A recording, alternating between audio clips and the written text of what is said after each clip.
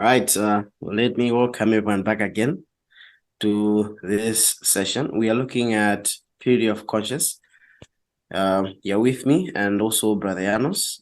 In this session, we want to look at baptism, what it means, and more so what impact it has upon the Christian.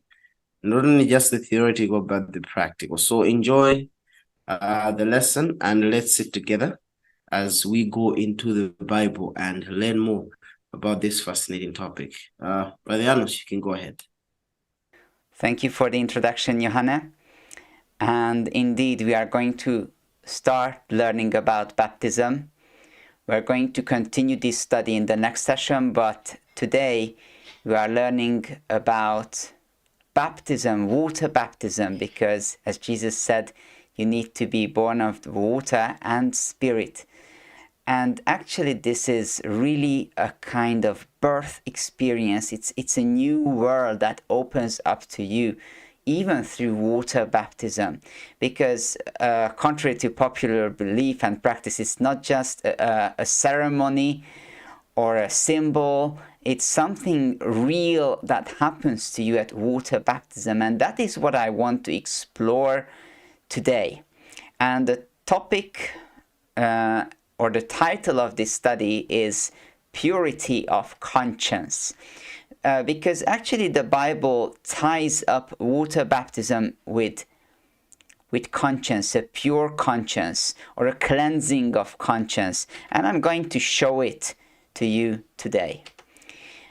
So, as we've read it a couple of times already, there are 3 steps to becoming a Christian. You might know it by heart already. We've looked at the first step, and the second step is water baptism, which has to do with forgiveness of sins.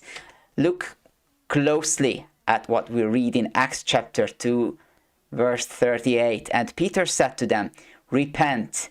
That's what we already covered. "And be baptized, every one of you, in the name of Jesus Christ, for the forgiveness of your sins, and you will receive the gift of the Holy Spirit." All right, so we are at step number 2, which is baptism in the name of Jesus Christ for the forgiveness of your sins. So we are going to deal with each part of this phrase, but I want to focus on the real purpose of water baptism, which Peter states clearly. It's for the forgiveness of your sins. What does this mean, actually? What happens at water baptism? Because just to make sure that everyone understands what baptism means, actually baptism is a Greek word. So the Greek word is baptizo, so it's not even translated. Baptism means immersion or submersion into water. So it's like when you jump into a pool of water and you completely drown in it, and you're immersed. You are fully covered in water. That's baptism. It's full immersion. But I don't want to deal with the technical details at this moment. We will come back to this in the next lesson probably. But I would like to come back to this other phrase as well, which we already looked at in Matthew 28, which says, Jesus says, actually, "Go therefore and make disciples of all nations, baptizing them and teaching them to observe all that I have commanded you." This is very interesting, this command in this context, because baptism is for the forgiveness of your sins. Well, actually, Jesus had quite a lot of teaching in terms of forgiveness, and I would like to show it to you today. Jesus said in Matthew 6, verses 14 and 15, and mind you, this is from one of the most famous prayer ever taught by Jesus Christ. It's the Lord's Prayer, as English people put it. So, and in this prayer, there's a phrase, "Forgive our debts as we forgive others," or "Forgive our sins as we forgive others." This is what many Christians learn to pray I'm not saying it's a mother prayer, but I'm just saying it's a fact. Many Christians learn. I myself, as a child, learned to pray this prayer. And in the end of the prayer, which is very interesting, Jesus explains only this part of the prayer. He could have explained the rest of the prayer as well, but Jesus explained, he emphasized only this single part of the prayer. For if you forgive others their sins, your heavenly Father will also forgive you. But if you do not forgive others, your Father will not forgive you your sins. So, this is a very important thing to keep in mind when we are looking at water baptism, because if you consider this, Jesus said, if you don't forgive, you will not be forgiven. And baptism in the name of Jesus Christ is for the forgiveness of your sins. What if you get baptized in the name of Jesus Christ, but you don't want to forgive others? What happens then? What do you think? What do you expect? Well, you can expect just as much as Jesus says. If you don't forgive others their sins, your heavenly Father will also not forgive you your sins. Even though you might get immersed in water, you will get wet. Okay? But you will not be forgiven. So this is a very important aspect that we need to look at. And the reason for this is you can't have a double standard in your heart. So forgiveness is either all or nothing. You either free your soul from all burdens of guilt, whether your own guilt or other people's guilt, or you don't. You are not freed at all. And Jesus makes this point. So this is what we are going to study. Actually, Jesus has given us a parable, a very long parable. One of the longest parables of Jesus deals with this topic. And there are other teachings that deal with this very topic. And I highly recommend that you look at them on your own, because Jesus taught that when you want to be a follower of Jesus, you need to understand what he taught and do as he commanded, because that is what will grant you this freedom of the new life, and that you can live the way that God intended for you to live. So it's not like meeting a divine standard for God to accept you. No. It's about quality life, you see.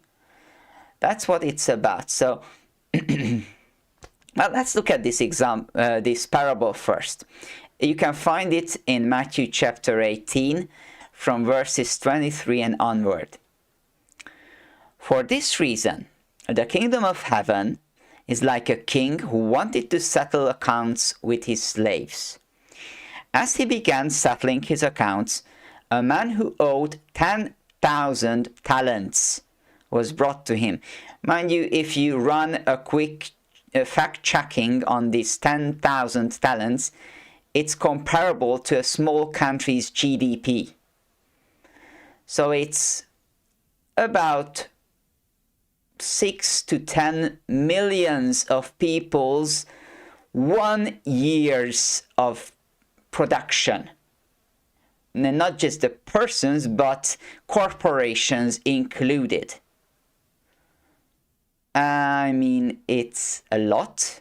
So when Jesus told this parable and they heard that amount of debt, they were probably laughing. I mean, how can you amass that kind of debt?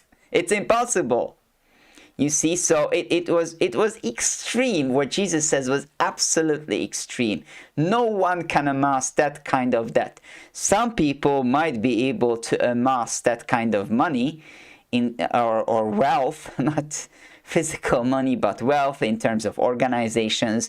The richest people on earth have done that. But, I mean, you can't have that much of debt. It's impossible. But for comparison, Jesus makes this extreme case. Okay, this guy has 10,000 talents worth of debt.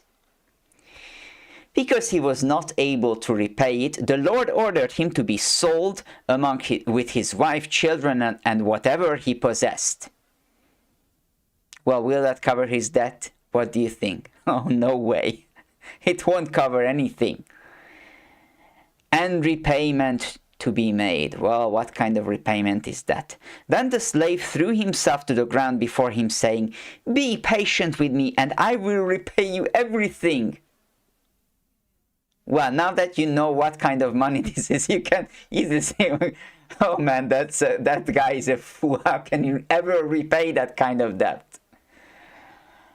But the Lord had compassion on that slave and released him and forgave him that debt. Okay, so you can't ever repay that kind of debt. There's only one way to get rid of that debt. Well, actually there's two ways.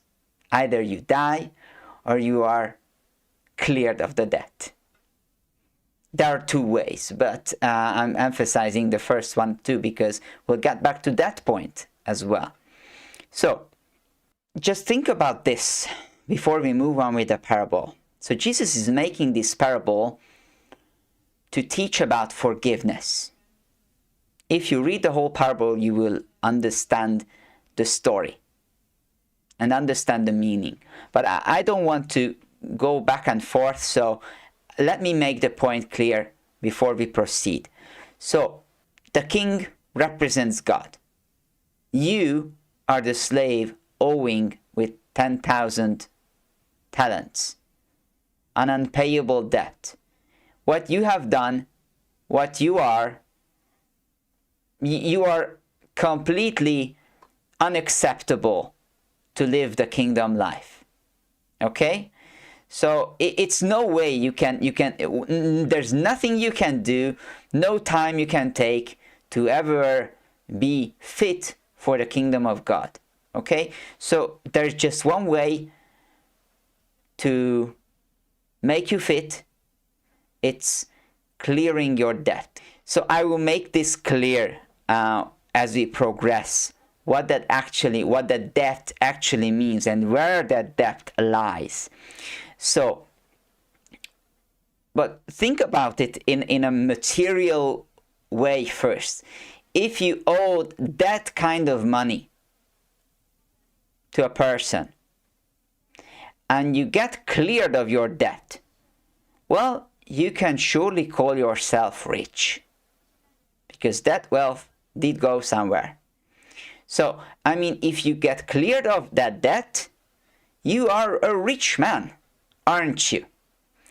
So, forgiveness, when you receive the forgiveness of God, you become rich. In a manner, you become rich because you have an amount of acceptance, love, care, peace that exceeds everything that was robbed of you. So you are rich. What do you do with that? Well, this is what the parable is about, and this is where it gets exciting. After he went out, that same slave found one of his fellow slaves who owed him 100 silver coins. But just for comparison's sake, in that time, 1 silver coin was 1 day's laborer's wage. So it was the minimum wage for a day laborer, someone who was out in the field, for example, doing menial labor. So it was 100 days of work, just in comparison to a country's whole GDP. Okay? So just to put things in perspective, right? Okay, so he owed him 100 silver coins. So he grabbed him by the throat and started to choke him, saying, "Pay back what you owe me." Then his fellow slave threw himself down and begged him, "Be patient with me and I will repay you."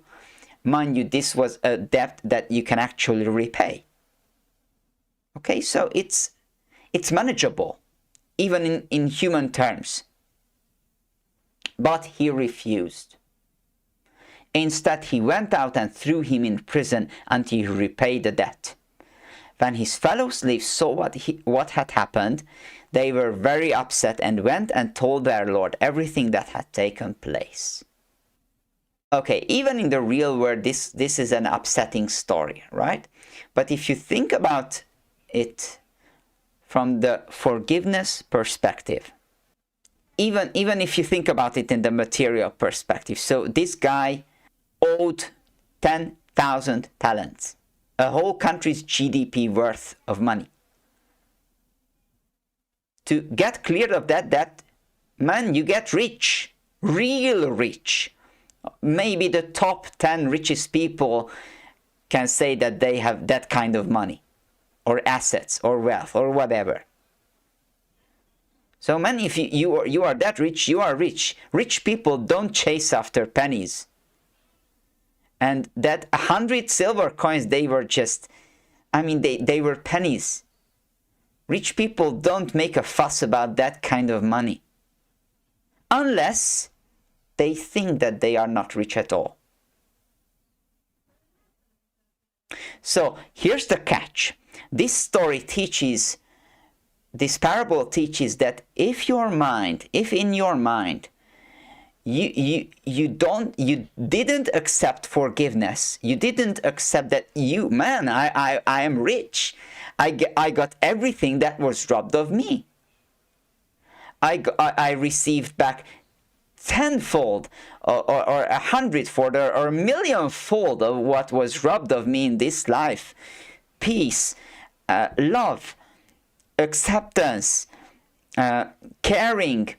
Everything that the world robbed of you, whether material, emotional, mental, whatever. You are rich when you receive the forgiveness of God. Except when you don't accept it in your mind, in your heart, then you will want to still choke others and get it from them, or want them to pay for what they took from you. That is really what forgiveness is about. Forgiveness is letting go. Letting go. I don't want others to pay for what they did. I don't want others to do amendments for what they did. It's not necessarily, I've already been amended for everything. I've already repaid. I've already been restored everything that I lost. And even more. I'm so rich, I don't need poor people's pennies. They are poor enough, mind you. Those people who rob you, they are poor enough. If you start understanding the forgiveness of God, man, you are the richest man on the earth. Well, this is why this is so outrageous. And this is the perspective you can understand this parable from. Then his Lord called the first slave and said to him, "Evil slave, I forgave you all that debt because you begged me. Should you not have shown mercy to your fellow slave just as I showed it to you?" So notice, the reason why you can forgive others is because you have been forgiven. The reason why you can be generous to others because you are wealthy.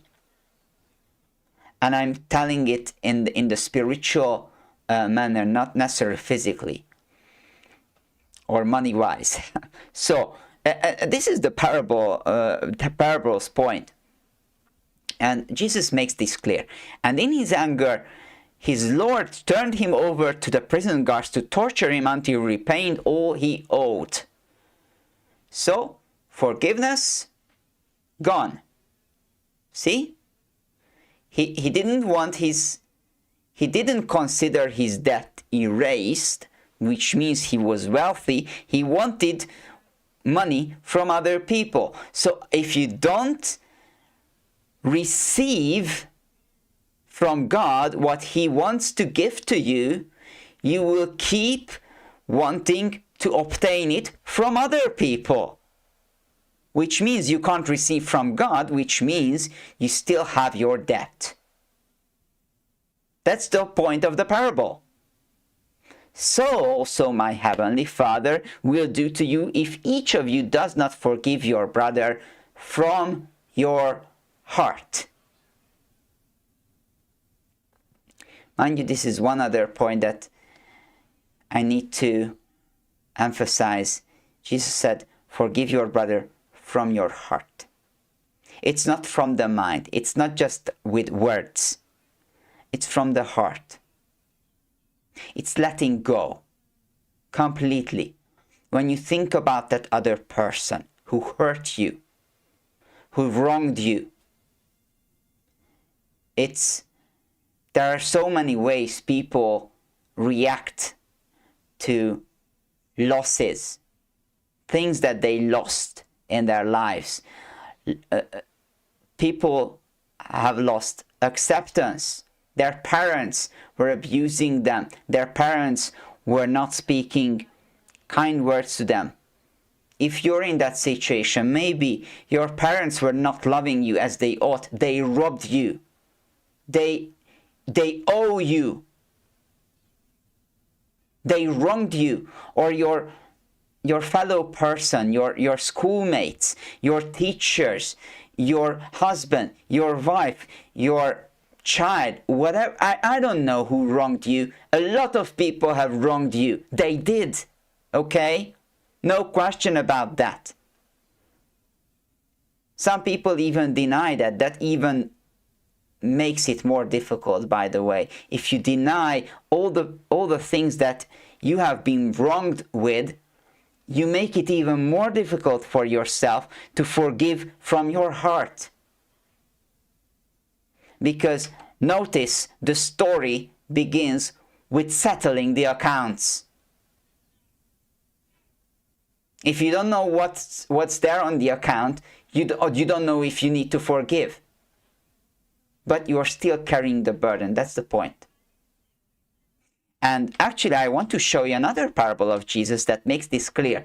You actually do carry the burden even when you don't want to think about it, or when you don't want to settle it.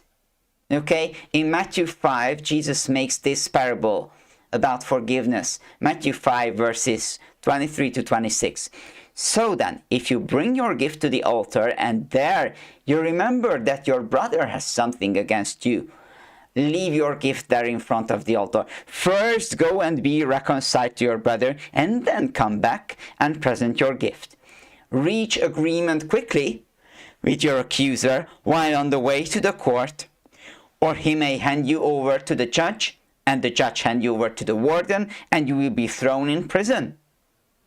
I tell you the truth, you will never get out of there until you have paid the last penny. Which, if you think about it, is going to be at the bitter end. When you bite the dust and you still carry your burdens with you into the grave, unless you go ahead and fix the situation. You fix your relationships. You ask forgiveness. You ask for forgiveness where you wronged others, and you forgive others where they wronged you. Because unless you do that, you will keep carrying the burden, and you will end up in a prison of your evil conscience, a prison that keeps your soul in bondage. It means that you keep in certain behavior, you're being kept in certain behaviors that you can't even explain where they are coming from. They will feel natural to you. There are so many ways people react, by the way, when they are wrong. So I can't list you the whole set of wrong kind of behaviors that all stem from this issue. but they all have one root and they all have one solution. And this solution starts with forgiveness. And then you start on a journey of healing. And this is what I would like to talk about in the second part of this study. The journey of healing. But this is paramount that we understand first that there's something that you need to face before you step into the Christian life. And that is that you need to let go of everything. You need to let go of all your pains, your hurts, everything. Because if you want to keep your hurts, you can't be healed.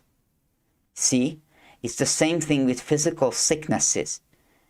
If you go to the doctor with symptoms and pains, what do you want? You want the pain to go away, right? You don't want to hear the doctor, okay, oh doctor, I have this pain here. Please listen to me when I'm telling about your pain, because tomorrow and the day after tomorrow and next week, I want to come back to you telling you about this pain over and over again. Isn't that crazy? Well, most people live like that. They just don't want to be healed. They don't want to forgive. They don't want to let go. They keep themselves constantly in pain and burden. So, this is the question to you. Do you want to be healed? Do you want to start this journey of healing where you experience the wealth that God pours out on you, the wealth of peace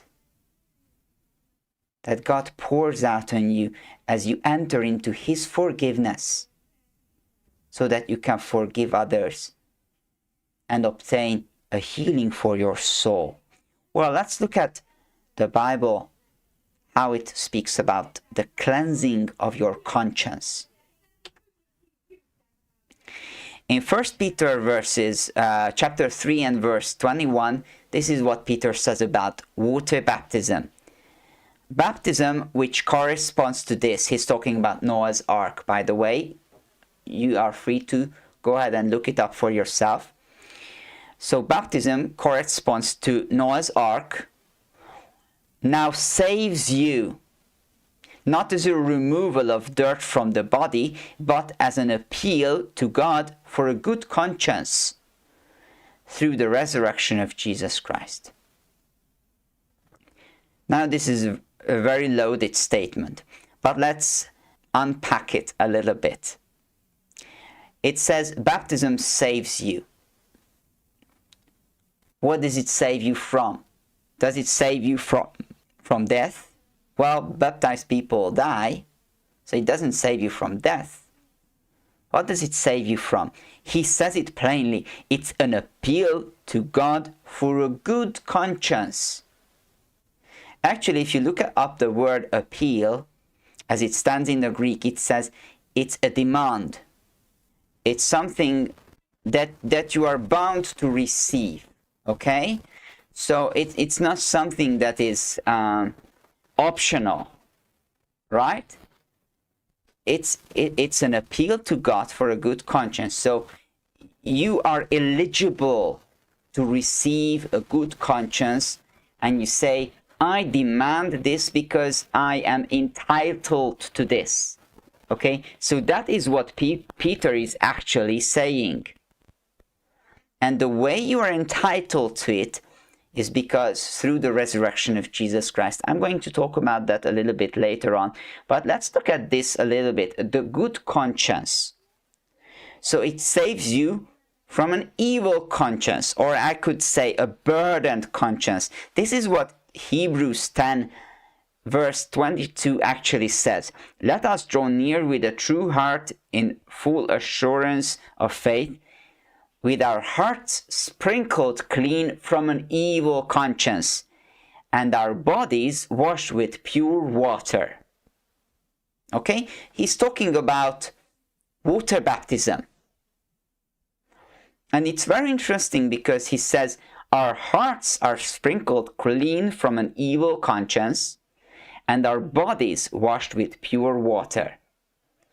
When he's talking about our bodies washed, he's not contradicting Peter where he says it's not a removal of dirt from the body, but he's talking about the real physical experience of water baptism. It's not the washing of dirt. It's the cleansing of your conscience. So what does your conscience do? Your conscience reacts to whatever is done to you or whatever you do.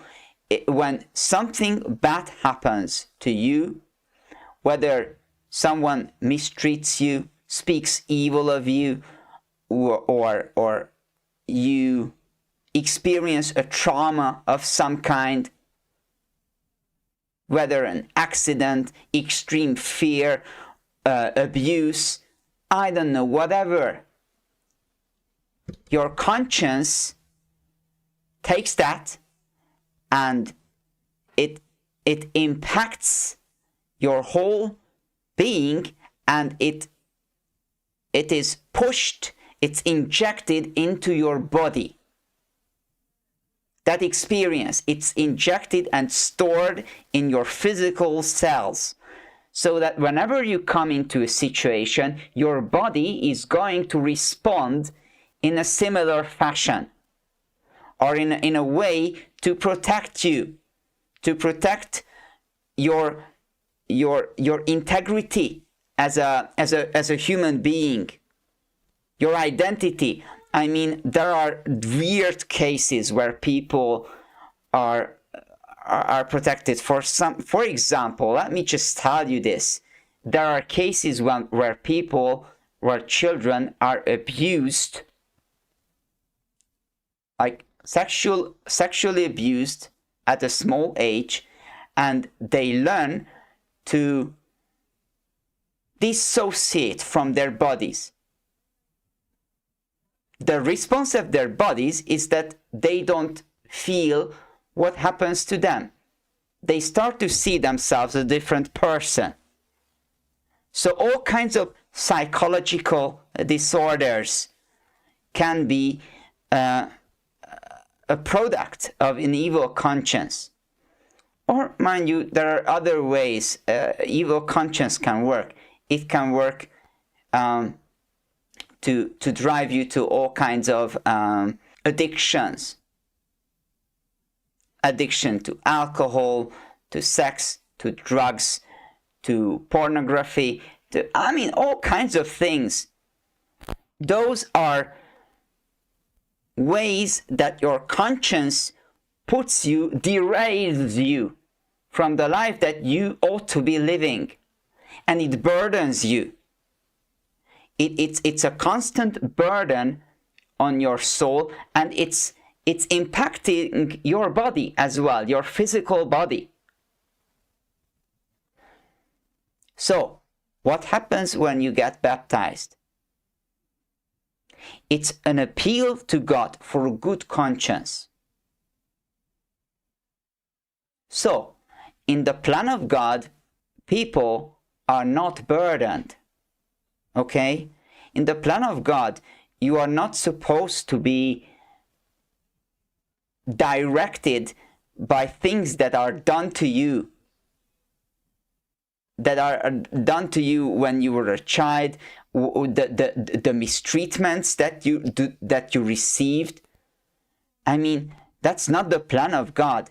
So, what happens at water baptism is that you get freed from this evil conscience, this burden that has impacted you, and actually it simmers down to your whole physical being.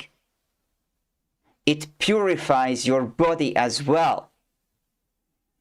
you actually experience a lightness, a freeing of this burden that has been done to you and whatever you have done as well. Your whole nervous system experiencing this freedom, this lightness, something that you may have never experienced in your whole life. It's amazing.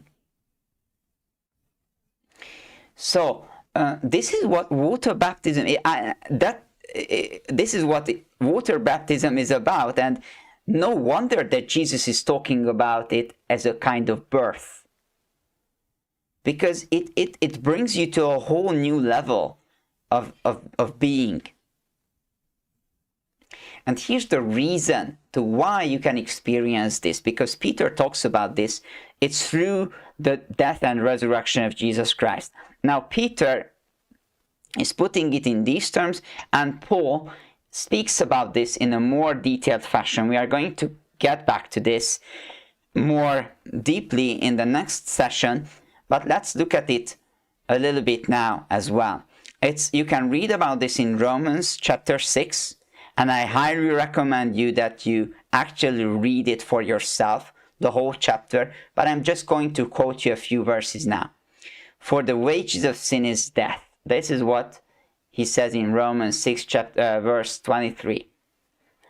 So, actually, if you live your life just normally, like everyone else, you're going to die. And that's the end of the story. The wages of sin is death. So, like I said, when you don't receive forgiveness, you end up in the prison.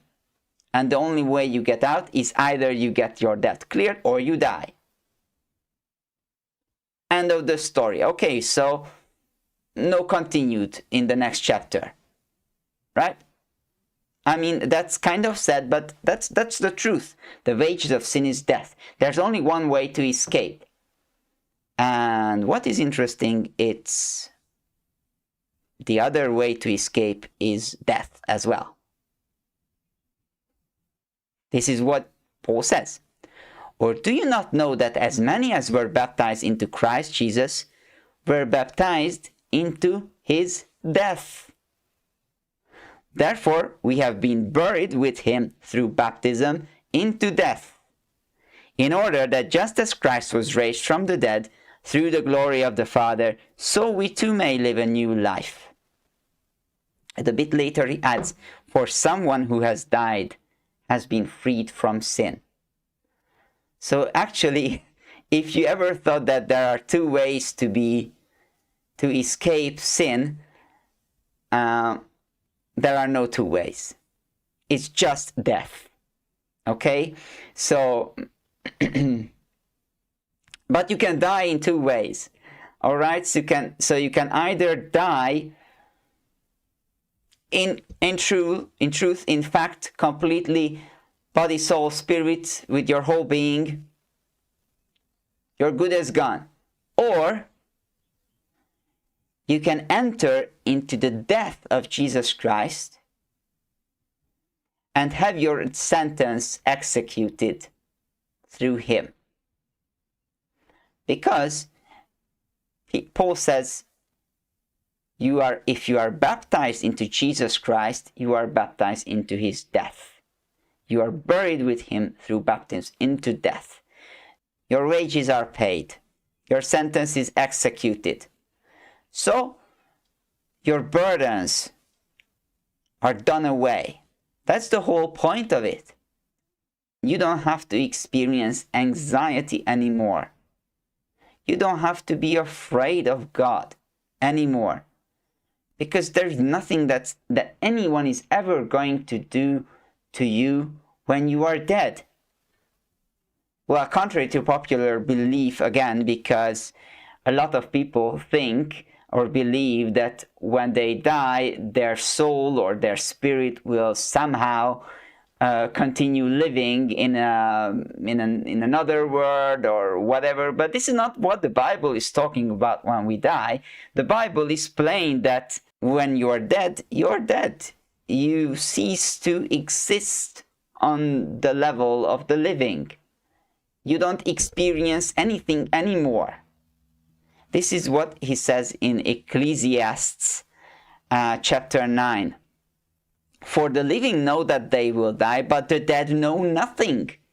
And they have no more reward, for the memory of them is forgotten. Their love and their hate and their envy have already perished, and forever they have no more share in all that is done under the sun. Whatever your hand finds to do, do it with your might, for there is no work or thought or knowledge or wisdom in Sheol, to which you are going. Sheol is the place of the dead, by the way. It's the grave. So it's done. I mean, when you're dead, you're dead. Your life functions cease. You are not conscious anymore. You lose. Your plans are lost. Your love is lost. Your hate is lost. Your envy is lost. Your grudges are lost. Whatever people have done to you are lost. Whatever you have done to other people are lost. They are good. They are as good as gone. No one can hurt you anymore. You can't hurt anyone anymore either. So when you're dead, it's done. There's nothing more to worry about, because dead people can't be hurt and they can't hurt anyone anymore. So that is why Paul tells you that for someone who has died has been freed from sin. I mean, you can't sin anymore when you are dead, and your sins cannot affect you anymore when you are dead. Guilty conscience cannot torment dead people, right?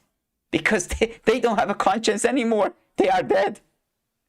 They have no more love, no more hatred, no more envy. I mean, that's what the Word of God says. So it's that kind of state. Well, of course, you are not that physically. You still operate in the land of the living, but that kind of experience is yours. You are free from what has ever burdened you before. Go ahead, Yohane. All right. Another very important point. You have cemented this thing. I always used to wonder on if you don't forgive others, God will also not forgive you. I believe in this segment, I've learned a lot on that, I should say.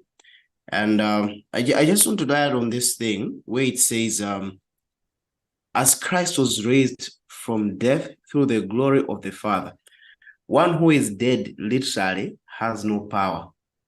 One who is dead, as you have said, has ceased to exist. It means once you are dead, you have come to the end of the road. The only thing that remains is for you to be given life. And that life is not something that you can now regenerate, because you have reached the end of the road. As Christ died and was raised by the Father, that's the same way we are to live. That the life that we receive afterwards, it's the new life, the rich life that you're speaking about, whereby we are brought up from our death. That's the spirit of death. We die to this life and we receive a new life. So I just wanted to add a point on that. I'm sure it'll be clarified in the next sessions, but I just couldn't hold back. It was very important that I give that comment. Thank you. Yes, thank you, Yohane. Indeed, we will get back to this passage and we will deal with the resurrection part as well in the next few lessons. I don't promise that it will be in the next one, but indeed. So, but this is the entry point, because think about it. How can you be ever resurrected? You need to die first. Living people can't be resurrected. So you can't start living a new life unless you die first. That's why Jesus said, you need to take up your cross and follow me. Because first you need to die. And the way you die is you join with Christ's death. And there, from then on, you can start experiencing this peace and freedom of your mind and your soul. Actually, baptism, water baptism, is in a way calling upon the name of the Lord. In Romans 10, verse 13, it says, "For everyone who calls on the name of the Lord will be saved." Well, I've heard a lot of Christians say that, okay, this is just you utter a prayer of repentance, and there you go, you are saved. But it's not about that. Look in Acts chapter 22, verse 16. This is what Paul experienced. Actually, a disciple named Ananias went to him when he was converted, and this is what he told him. "And now what are you waiting for? Get up, be baptized, and have your sins washed away, calling on his name." So you see, when you call on the name of Jesus, you actually say, okay, Jesus, I want everything that you want to give me. I want the way, the salvation that you brought. I want that new life. I want everything. I want to submit to you and give it to me, everything, and I submit myself to you. I mean, it's putting your life on it. It's total surrender. That's what calling on the name of the Lord actually means. And what you do first is that you repent and be baptized, because it begins with death. See? So you can have your sins washed away through baptism. And it's not from the books. So you see, this is where the parable, what the parable teaches. It's not about the books. It's about the way you think about yourself, because conscience also means identity. The way you see yourself, the way you recognize yourself to be. So if you have a clean conscience, it means that you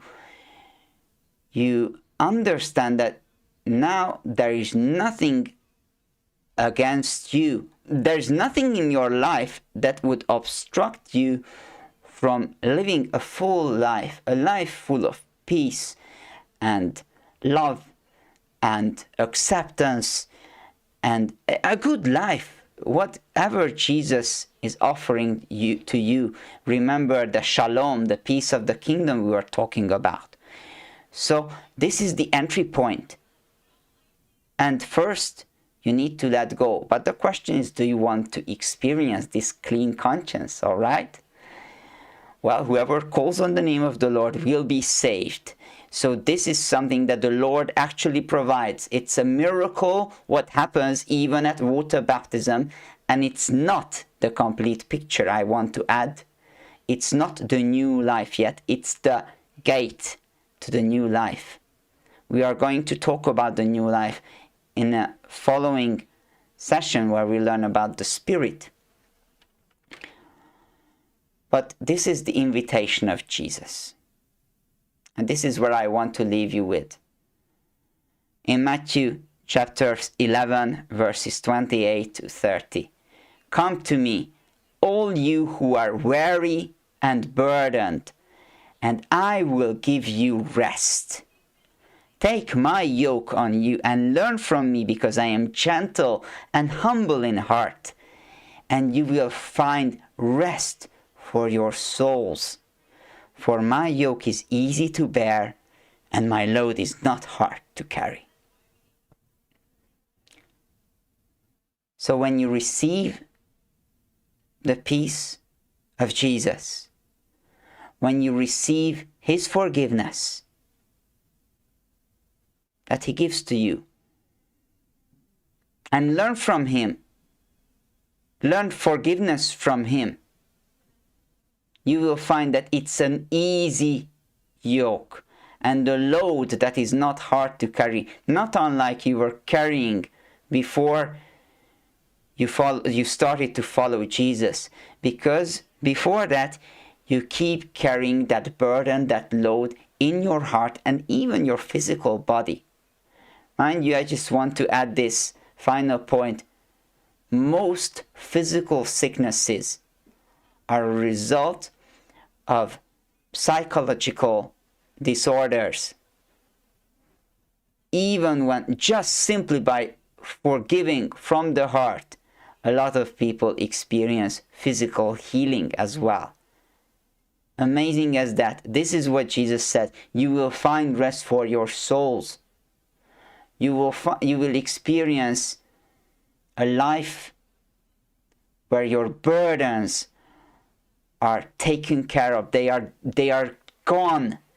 They are done away with. You will find rest for your soul, for your emotions, for your mind, even your physical body will become unstressed. Amazing. And you can enter into this experience through water baptism. And what water baptism is about is a forgiveness of sins. So, to sum it up, if you want to experience this kind of peace, you must be willing to let go of everything, to let the healing of the Lord's love and peace and forgiveness enter into your heart and cleanse it and cleanse you all throughout, so that you can forgive as well from your heart. By becoming wealthy in this experience, you can go ahead and share this wealth with others that have mistreated you. Well, I hope and pray that you are attracted by this wonderful freedom and purity that Jesus is offering to you, because this is key to the new life. It's a wonderful experience.